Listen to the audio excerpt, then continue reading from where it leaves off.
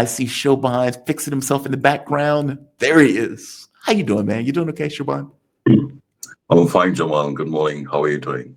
I am doing okay. Shobhan Saxena, he is an Indian journalist based out of Sao Paulo, Brazil. His career spanning more than 30 years. He's reported for the Times of India, the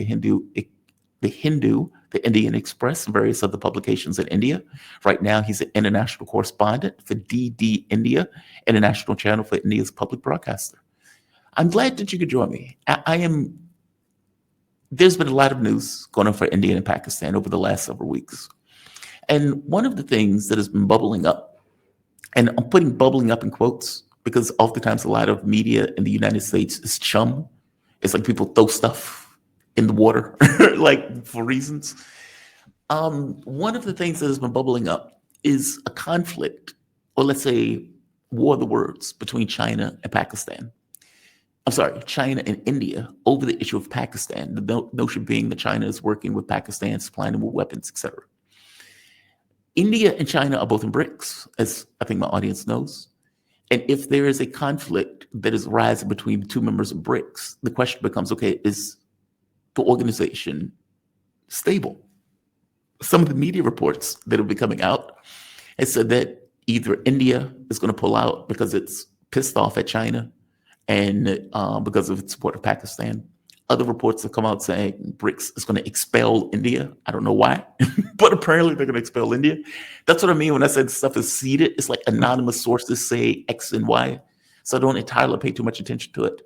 But I do know there has been strife between the two countries. Is there any effect on BRICS at all? Jamal, I've seen some reports, and I think most of these reports come from a single source. That India is going to leave BRICS, India is going to be expelled, and there's a tension between India and China because of Pakistan, and India may leave BRICS because of that. I think that's ridiculous for a number of reasons. I'm based here in Brazil, and Brazil is hosting the presidency of BRICS this year. Right. And every week there's a big meeting, and every week there's a big delegation from India, led by ministers. The Minister of Transport has been here, Minister of Energy has been here, Minister of Commerce and Finance, they'll be here in the coming weeks. Just last week I was in Brasilia, and there was a big parliamentary delegation led by the Speaker of the lower house, who was participating in the International BRICS Parliamentary Forum. And India has been given the presidency of the Parliamentary Forum for next year, 2026, and they're very excited about it. And I managed to speak to some of them, and the Speaker of the Indian lower house, he said how he gave a very good speech about the importance of BRICS and how BRICS countries need more cooperation. And we have to remember, India is a founding member of BRICS, along with Brazil, Russia, and China. South Africa came on board later, and now there are more members. India is very committed to the agenda of the global South. No one can argue that India. I'm sorry. You're fine. That India is thinking about or planning to leave BRICS. Okay. Now coming to the question of Pakistan, of course, the conflict that happened between India and Pakistan, and it's an open secret that China has been arming Pakistan for years, for decades. The 60% of weaponry of Pakistani army comes from China. Earlier it used to come from the United States. Now it comes from China. Like the weaponry, Indian weaponry, mostly comes from Russia. It's also open secret. But India to leave BRICS because of China supporting Pakistan, it's a ridiculous argument. I've also seen some people arguing that there's a new Cold War between China and US, and India and Pakistan are the proxies for US and China, and there's a battle happening. The conflict between India and Pakistan goes back to 1947, when we two independent nations came out of the British India, and Pakistan tried to seize the state of Jammu and Kashmir, and that's where the conflict started. There have been 3 wars, and Pakistan has been, conducting a proxy war through terrorists in Kashmir. It's an open secret. This is not the first time they've done it. Okay, they've done it in the past, and in 2008, There was a big terrorist attack on the city of Mumbai, around 200 people dead. They all came from Pakistan. It's all known. So I think to bring in this angle of US and China, I don't think it makes any sense, because US is also not standing very firmly behind India. You've seen that all these statements Right. coming from Right. Donald Trump. He's talking of both India and Pakistan, that he made a call and he was able to stop this conflict. I don't think so. That's really true. Of course, the Americans have condemned, like everyone in the world, the terrorist attack in the state of Jammu and Kashmir. But I don't think the Americans are taking India's side in this conflict. To say that No. it's a proxy conflict between China and US being played out in South Asia, I think it's a bit of a stretch, stretching imagination too much. That is one point. And even if there's a conflict between India and China, we imagine India is not going to leave BRICS because of that. I mean, there's no question of it. I said India is a founding member of it. India BRICS is very important for India. India will probably have the presidency of the BRICS next year, and India is not going to leave this organization because also Jamal, in 2020, in the middle of pandemic, there was a kind of military conflict between India and China on the border. Right. 20 soldiers were killed on both sides, maybe more. But and there was a lot of tension between India and China for some time, and the BRICS meeting held that year in the middle of pandemic. It happened, I think, online, um, but India participated in it. I mean, the Indian foreign policy has a history, and the Indian foreign policy, people who run it, they were aware of it. Since 1947, India has been advocating the cause of the newly independent countries, Asian countries, African countries, Latin American countries. And I think India joining the BRICS was part of that policy. And that policy is not going to change because No. of you have conflict or disagreement with China, between India and China. We can also not forget Russia is part of BRICS. India has That's a right. very, very good relations with Russia. Brazil is part of BRICS. India has good relations with Brazil. India has excellent relations with South Africa, with Iran, with Saudi Arabia. All these countries now coming on board, Indonesia, for example. So I think we have to look at the bigger picture. And I think India is looking at the bigger picture. For India, BRICS is far too important than having conflict with Pakistan or having some disagreements with China over arming of Pakistan or other matters. So basically, this is stuff just thrown into the media for reasons. It's not related to reality at all. And like I said, I was skeptical of it. And so I thought, let me ask somebody who would know. I'm curious on something else. Why doesn't India? It seems that many of the countries that are in BRICS are open to having this kind of basket of currencies, or at the very least, some kind of secondary currency, some independent currency. India is not. And over again, they've been resistant to doing this. Why weren't, what is, why is India not on board for that? I haven't necessarily got a good answer for this one. I think this position is also based on a bit of misunderstanding. I've been watching a lot of discussion. There's going to be a new BRICS currency, and we're going to de-dollarize the world. I don't think that's really true. There was a discussion in Kazan about having some BRICS digital currency, Right. and I think there's going to be some discussion in Brazil also about some kind of currency. But nobody's going to replace dollar, Jamal. I mean, this it's a fantasy. You know, the dollar has been the world's reserve currency for more than 70, 80 years. You know, Mhm. and you suddenly, I know there's some analysts, including one Brazilian one. I won't name him. They get very excited about it. They think, oh, we're going to finish with dollar. There's going to be a new BRICS currency. I think this is completely wrong way of looking at BRICS. To see BRICS as an anti-West or anti-US group, that is not the agenda of the BRICS. BRICS agenda is to let have the emerging countries more voice in the international order.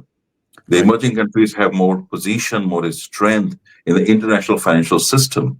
And that discussion is going on. Yes, truly, there has been discussion about how to reduce the use of dollar in trade between BRICS countries. That's a discussion. I've been following BRICS very, very carefully. The meeting in Kazan, there was a discussion about that. There's going to be a discussion about that in Brasilia too, in Rio de Janeiro in the month of July. And India has been participating in it. I know how this rumors have started. The Indian Foreign Minister, Dr. Jaishankar, he was asked about this question. I think he was asked this question in Europe. Is India's Will India support de-dollarization of the world economy? He said, no, of course, nobody's talking about de-dollarization of the world economy. It's not an event you can declare tomorrow, oh, we're not going to use dollar, it will happen. It's a process. And I think that process is already going on. If you look at the participation of the dollar in international trade Oh, 10 like years ago, it was 50%. six, Yeah. it was 65%, is now down to 50%. If you go Yeah. back 30, 40 years, it was almost 80%. So the contribution of dollar, the use of dollar is already reducing, and it will reduce further because 80 years ago, Second World War, European economy is destroyed, Japanese economy destroyed. There was no challenge to dollar. Dollar was just sole international currency, and it became by default the world reserve currency. That is Mhm. not the situation now. Now you have a China's $20 trillion economy. You have India, which is a $4 trillion economy, Brazil, $2.5 trillion economies, Russia, $2 trillion economy. So now you have other economies, and we can't forget Euro. The people who really de-dollarized the trade are the Europeans. By creating Euro, they created Euro. Right. And Right. yeah. So creating a new economy is not a joke. I mean, you look at the history of Euro, it took like how many years? 20, 30 years, to Yeah. create a new economy, to get Yeah. a The new euro. currency. You Yeah. know, The euro is a bit to, of a to joke. first to create your own currency, you have to have common market. So the Europeans first created a common market, and then they created their own currency. Look at BRICS group of countries. Now you have China, which is $20 trillion, and you have Iran, which is not a $1 trillion economy. How are we going to create a common market between these countries? It's a Right. it is going to take a lot of time. The discussion which is happening among the BRICS countries, the serious discussion, how to use your own national currencies more for trade between BRICS group members. That is the discussion happening. Like Brazil and China are already doing a lot of trade in the national currencies. Even India is doing that, and an interesting example is the trade between India and Russia, because Russia there's sanctions against Russia, so India can't pay Russia for petroleum, other things in dollar. So India and Russia have been doing trade in their own currencies. India's been paying in rupee, and Russians have been paying Indian rubles. India Mhm. even used dirham, which is a currency of UAE, to pay Russia. So there's already you have a lot of examples of countries using other currencies than dollar to do trade between themselves. So Is yeah, no, Karen, no, go ahead. please I'm go sorry. ahead. No, no, please. Well, I was just going to ask: is there a difference between? And yes, I know the answer is yes. Technically, there's a difference. But is there a de facto difference? Is there a real difference between using your own currencies versus de-dollarizing? I mean, those things equal out to the same, whether I create a currency and use that currency, or whether I use my own currencies. We're still avoiding using the dollar. Yeah, I think creating a new currency this currency will be based on what? It will be Yeah. based on gold. It will be based on, it's a very big question. I think, it's creating new currency is not a joke. I think it's a process. It will take a lot of time, a lot of discussion. And, I mean, India holds more than $750 billion in reserves, so you're not going to suddenly give it up, China India holds eight holds that many dollars? Are you reserve. serious? Yes, that's a reserve India has. Brazil has about $600 billion in reserves. China holds 800 to 900 billion in treasury bonds. Are they going to just blow it up and give it up? No, nobody's. I think this is a very, very serious discussion. I the people who make these claims, and I've seen a lot of people here in Brazilian media also. I won't name them Yeah. because they're not on our show. I mean, dollar is going to finish now. BRICS is going to. I think they're positioning BRICS in a wrong way as some kind of anti-West alliance. India always says we are not anti-West alliance. The objective of BRICS is different. It's not to make an anti-West alliance, and I'm not sure if the West exists anymore because Exactly. according That's to what that's exactly. You read my mind. It doesn't matter if India thinks that like we're not an anti-West. Your very existence is yeah, anti-West. Meaning the yeah, very because fact that you exist, the U.S. sees they're a threat. And I would wager to you that the people who are putting that stuff in the media is coming from the West. Like it's like they're putting their hopes into the media. It's like, hey, India's going to leave, and then the same person may say, hey, India's going to get kicked out. Like they're throwing that stuff into the media for reasons. It's not yeah, arbitrary. yeah. Ursula von der Leyen, the chief of European Union, she said the West doesn't exist anymore. You know, so Wow. the agenda and the objective of BRICS is very, very clear, very different. How to make reforms in international order, how to have more voice, how to give more voice to emerging countries, how to do more trade between emerging countries, how to have more people to people cooperation between BRICS countries and emerging countries. Brazil, we're seeing beautiful things happening here, Yeah. festivals happening, discussions about everything, about parliament, about artificial intelligence, about everything. And I'm sure the issue of currency will also come up because, we like it or not. I mean, it's a fact that dollar is a burden on international trade because you Yes, have it to buy is. dollar and to do trade with other countries. So at some point, countries will thinking about how to reduce the dependence on dollar for sure. There will be discussion, but this discussion will go on for years. Even somewhere we arrive at some kind of conclusion or agreement of creating another currency. It's not a joke because China has plans to create its own digital currency. Right.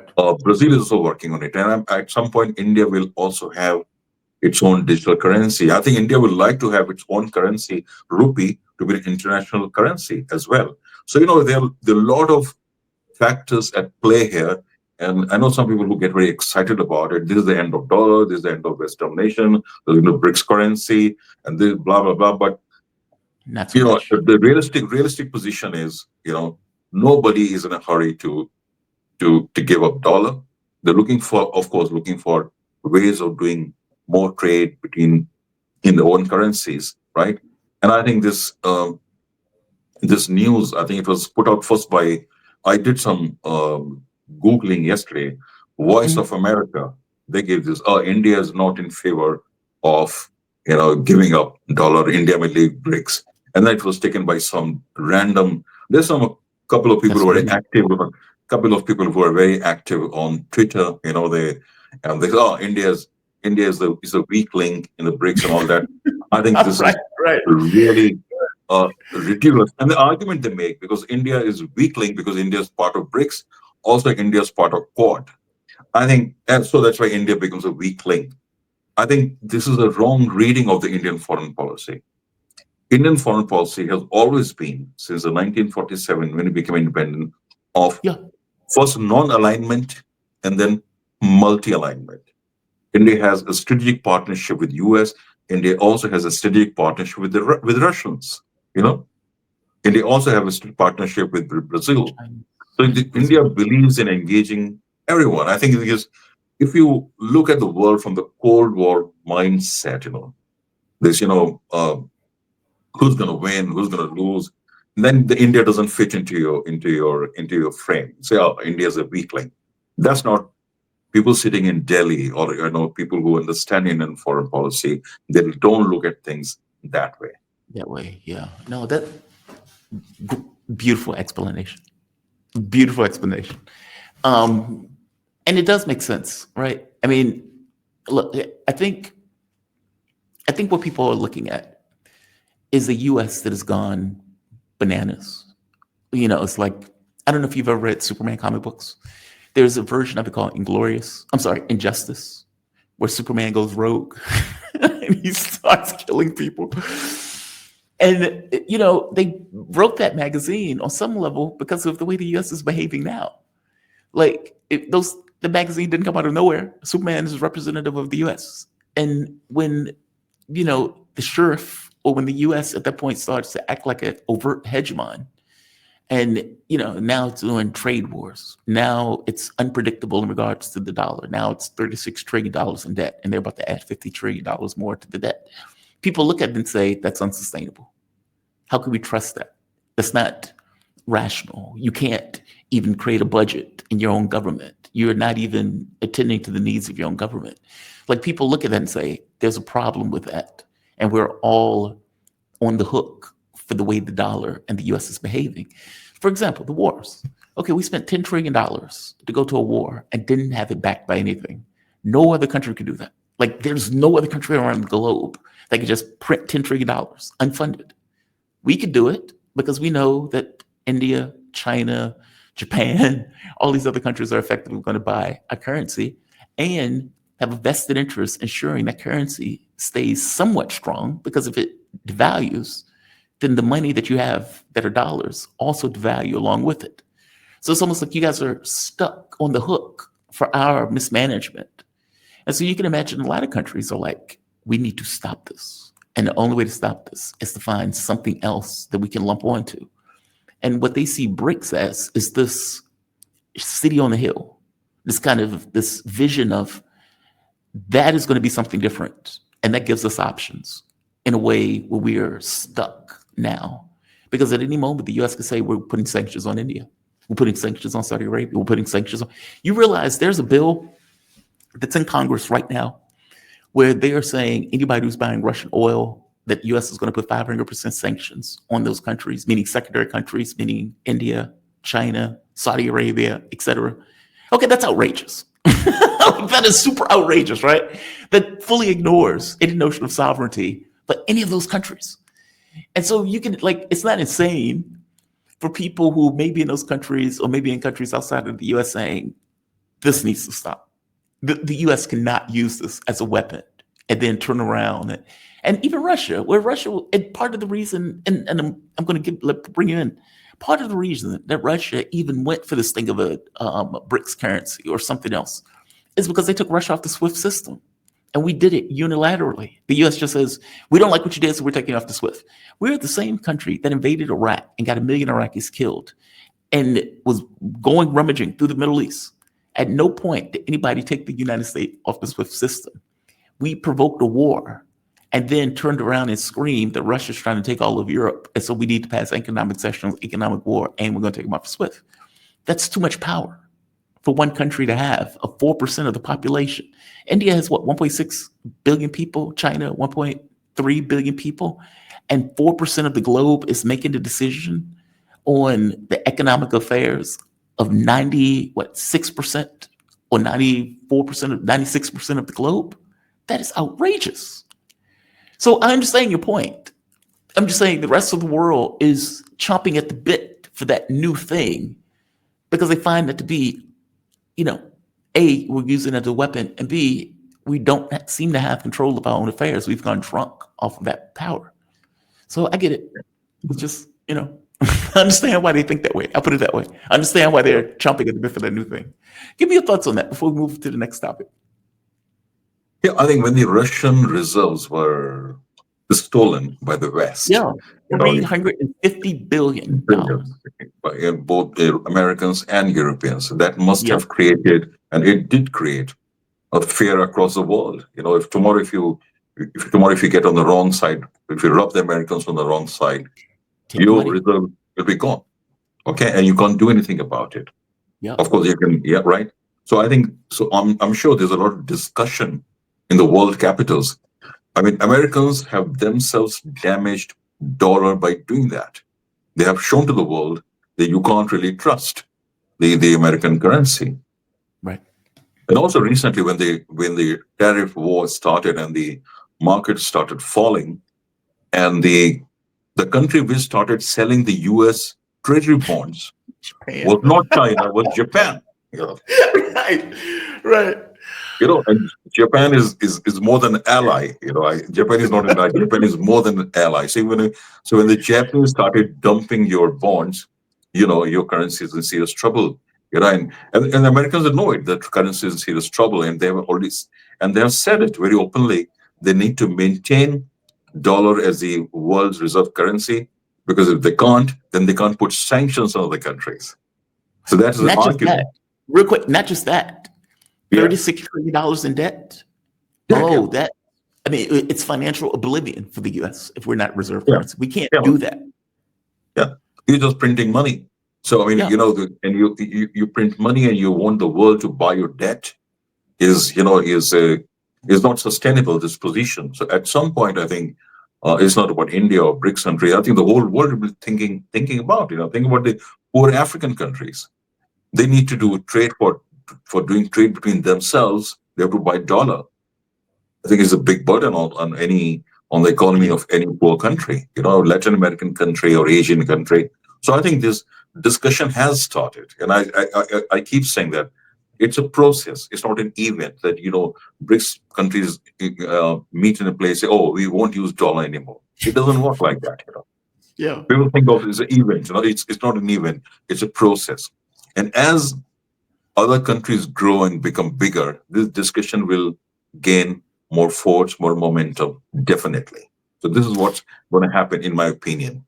No, you're right. I mean, it used to be, like you said, 80%, it's down to 50. And that's over the course of like 20, 25 years. Yes. So Yeah. one last thing before I let you go. I have to get your take on this.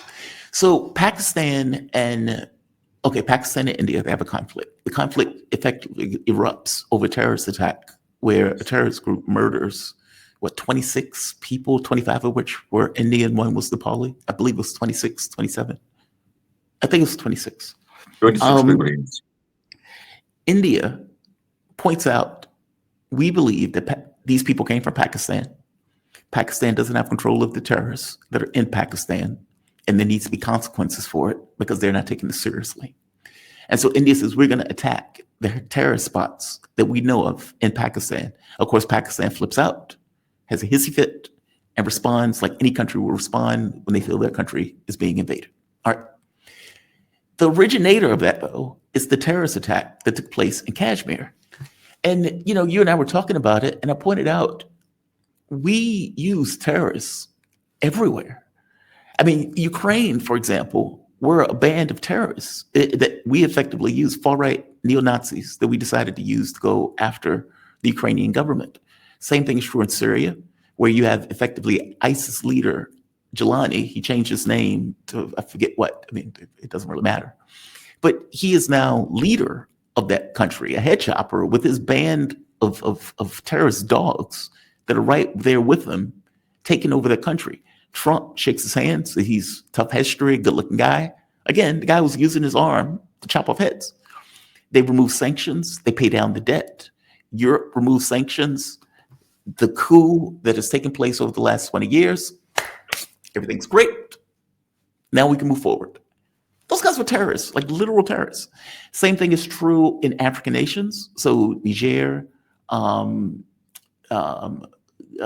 Faso, all of these countries are dealing with terrorism. Those countries full well believe that the West is directly involved.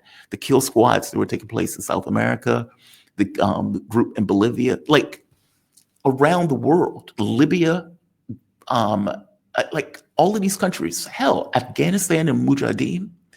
The key factor in all of these terrorist groups is that the US was putting money into these groups to destabilize various countries. You have a strong relationship in BRICS that the US, as you would even admit, hates it with a passion. We do not want anything else that could be a rival, even if they say we're not a rival, we don't care, your very existence makes you a rival from our point of view, zero sum. So if that's true, which it is, and it's true that we've used terrorists in the past, including terrorists from Pakistan. I mean, the whole Mujahideen thing, in order to drag the Russians into their own civil war in Afghanistan, was us helping to radicalize those groups in Pakistan that went into Afghanistan to do it. So is there any talk in India at all that, yes, there's a terrorist attack, but that those groups might be pushed by something other than Pakistan? That if you look at like who profits, the only group that profits from this is the US with the destabilization in the relationship between China and India. But give me your take on this. I'm super curious on your take on this. This is a conspiracy theory of mine. I accept that. I have no evidence for this. Just to be very Yeah. clear, short of logical deduction of who benefits, who profits in our behavior around the world, we would have no issue killing 26 people in order to create Jamal, I divisions. would say that India has always opposed this policy of good terrorist and bad terrorist. Yeah. The West has been very Right. hypocritical Right. about it, very long Right. time. The terrorists who attack the West, they're bad guys, but the terrorists who go around killing people in other countries, That's right. they're good guys. I think. And Pakistan has the same policy. You know, the Pakistan keeps saying, we are victims of terrorism. Because of course there are a lot of militancy within Pakistan. So Right. those are good, those are bad guys. But the terrorists who go to Kashmir, they are good guys, you know. And India has tried over the years to make a common cause with the West. I've been telling them, there's no difference between these guys, whether they attack inside this country or other countries, because these people mix around, they move in same circles. But I Mhm. think the recently Dr. Jaishankar, India's foreign minister, he was in Europe recently, and he was asked about this Pakistan thing, and he really criticized the West because the West, has always propped up dictators in Pakistan. Yes. Pakistan, in more than 75 years of independence, has been ruled for 45 years by military dictators, supported, sustained by the West, especially the US. Right. Because going back to 1950s, in 1950s, people won't even remember it. There used to be an organization called SEATO, SCATO. It was an anti-communism front in Asia, and Pakistan was a member of it. And so so the West has been supporting, giving arms to Pakistan despite India's protests. They gave F-16s to Pakistan in the 1980s. India protested, but no, because Pakistan has been a frontline state, a client state, if you may, of the West for a very long time, going back to the 70s. The Mujahideen war in Afghanistan, they played a Mhm. very, very dirty role, and they're quite open about it. They accept it openly. And the offshoot of this Mujahideen war was the militancy in Jammu and Kashmir. Because in 1989, when the Russians left Afghanistan, and these Mujahideens suddenly became purposeless and jobless, I think Pakistan just diverted them to Jammu and Kashmir. That's how this was the start of the militancy, armed militancy or terrorism in Jammu and Kashmir in 1990. Within months, it has started there. So this has been actually Pakistan has its official position of to make India bleed with thousand cuts. So I don't see the West here is complicit in ignoring what Pakistan does. They've been complicit in giving arms to Pakistan. Just recently, IMF gave more than $2 billion to Pakistan, despite India's protests. Saying because where's this money going? Pakistan using this money for what? This is India's position. India's protesting against it. They're still giving all sorts of help to Pakistan. They're not ready to criticize Pakistan openly for breeding terrorists at home. Mhm. And that's a problem, and they forget that the 911 attack was planned in Pakistan. The Al Right. Qaeda people are very active in Pakistan at the time. The only person who's been charged with 911 attack, Khalid bin Mohammed, he's been a Pakistan resident for a long time. It was on Osama bin Laden was not charged with 911 attack. It was Khalid bin Mohammed. Mhm. He who is still Like in Omar. Right. Guantanamo Bay. He's still there. So I think the West has done, I think them not mistake. I think the crime is ignoring Pakistan's crime. I won't say, there's no evidence to suggest that Americans are running this group and That's they true. attack That's Jammu and Kashmir.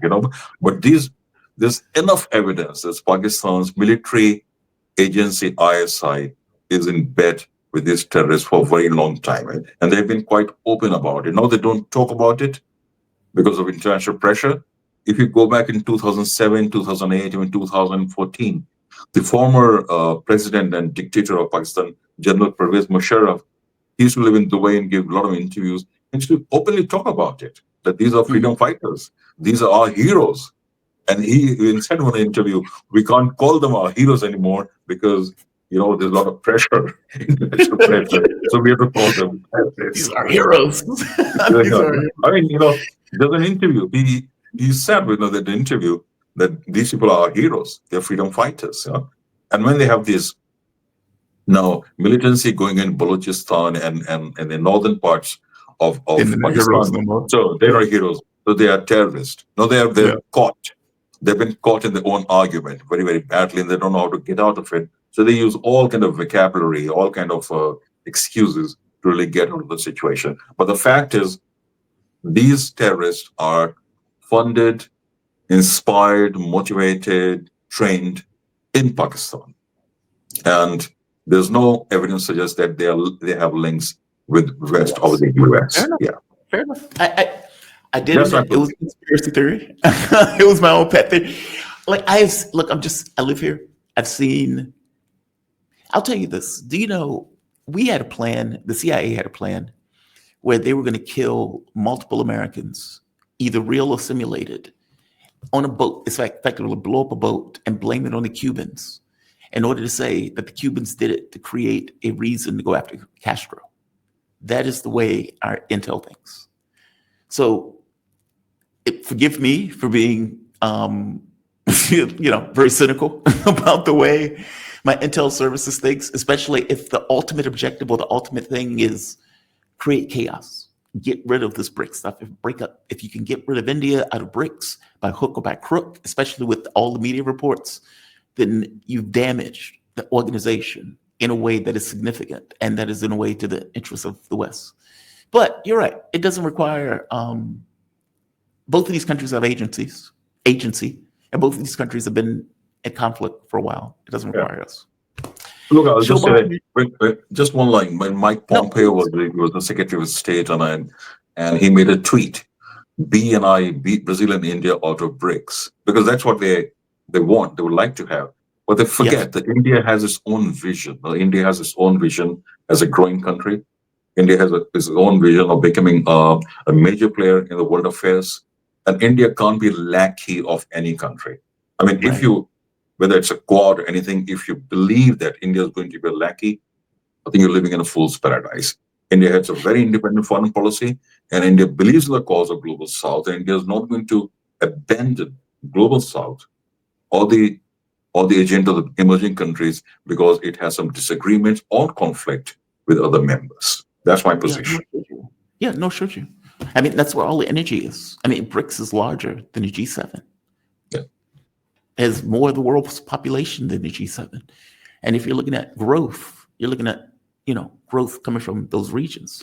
Hell, if Africa could get its shit together, Africa would be a powerhouse also. There's a ball of energy that, if unlocked, is going to be significant in regards to the way the world is going. Europe is deindustrializing itself, and the war in Ukraine is creating a very different context of the world, a very different context. Shobhan, you are awesome.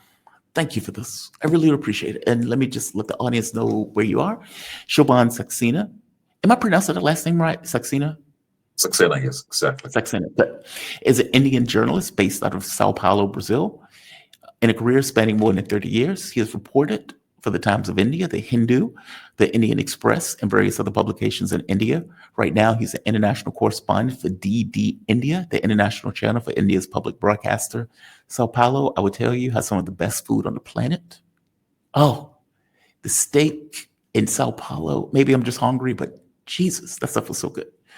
You have Pizza a good one, too. man. Pizza Yeah, oh, too. right, the pizza. I was covering the Lula election. The company sent me to cover the Lula election, and the first stop was Sao Paulo, and I had a layover in Sao Paulo. I had been traveling for God knows how long, and I booked a hotel just to stay for like 12 hours. And I went walking down the street, and you could smell food coming out this window, just wafting out this window. And the guy had the radio just blaring. And I stopped by, and it was, I don't even know everything that was on that plate. It was like steak, peppers, onions. The food was still sizzling on the plate. Man, you're talking about good. Oh, you're talking about good. I mean, one of the best food places that you can find around the globe. Thank you for this, man. Thank You you. be safe, okay? Thank you. Thank you for the opportunity. Yeah. Take care. Excellent. All right, we have come to the end of the